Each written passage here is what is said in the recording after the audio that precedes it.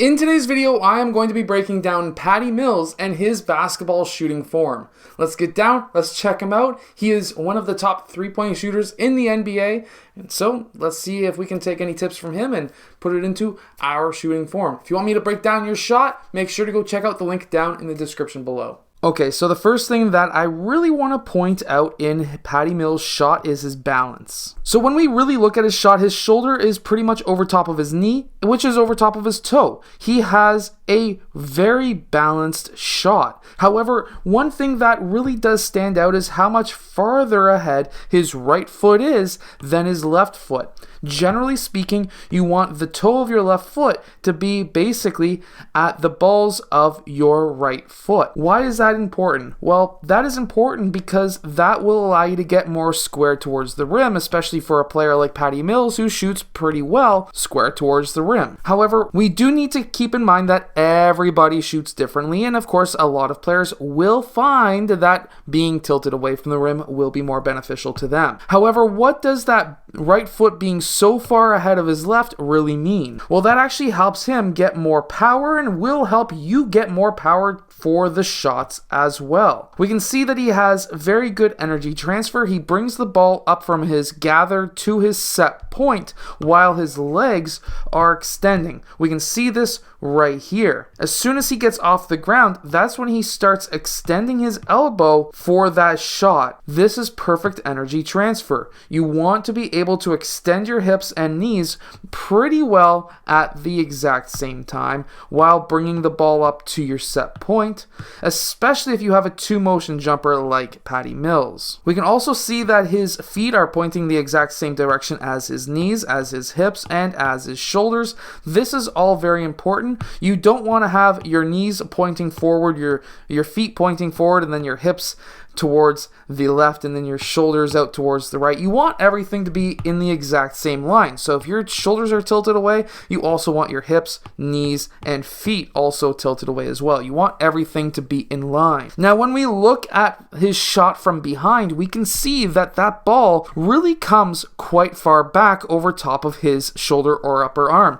We can also see that his shoulder and elbow are perfectly in line with the rim and that at least half the ball is over top of his upper arm or shoulder, which then creates that perfect shooting triangle so that that ball has a perfectly straight shot. We can see that right here, kind of went off that time, and the reason why he missed here was actually that it came off of those two fingers, and that is why this ball went out towards the right side. While for a shot that goes in like this one, we can see the real reason why he made this shot. If we zoom in just a bit, when that ball is about to come off of his hand right there, we can see that it's actually coming off of his middle and pointer finger. His hand is a little bit more tilted straight up, and that allows him to get it off of those two fingers. A lot of players will try to aim to get that ball off of the pointer and middle finger. He also has a somewhat soft release, and he has zero thumb flick as well. And just like how I always mention to every player is when you take shots that are farther away, for example this one,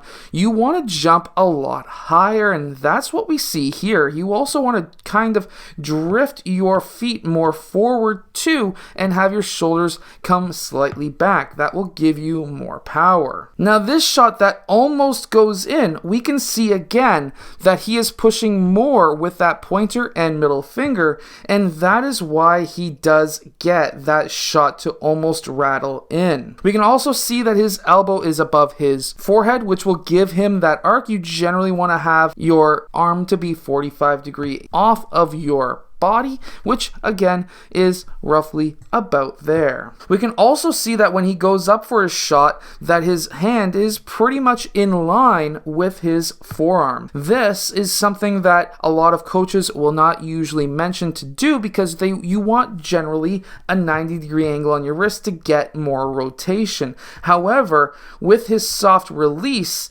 he's able to get that rotation anyways. And by soft release, I mean his ability ability to curve his hand, which then allows that ball to roll off of it much easier. We can also see that his left hand, his guide hand, slightly moves forward, but that does not give any motion towards the ball itself. The ball doesn't have any side spin, so that means that he is not putting any forcefulness from his guide hand at all. That really soft release is very important, especially we can see from this angle that his hand actually bounces right there. See how it bounces there? That is very important. You kind of want your hand to do that because that's going to give you more rotation on that ball and more arc as well. We can really see from this angle how in line his hand is with her arm. Again, not something that you normally would see with a very good shooter. However, what he does do is when he brings it up to a set point, that's when he bends his wrist back. And while this may add extra rotation or at least extra movements to the ball, which could help you miss, he tends to have a very accurate and high percentage shot. I hope that this video helps you shoot the basketball better. If it does, hit that like button, subscribe, and I'll see you guys again next time.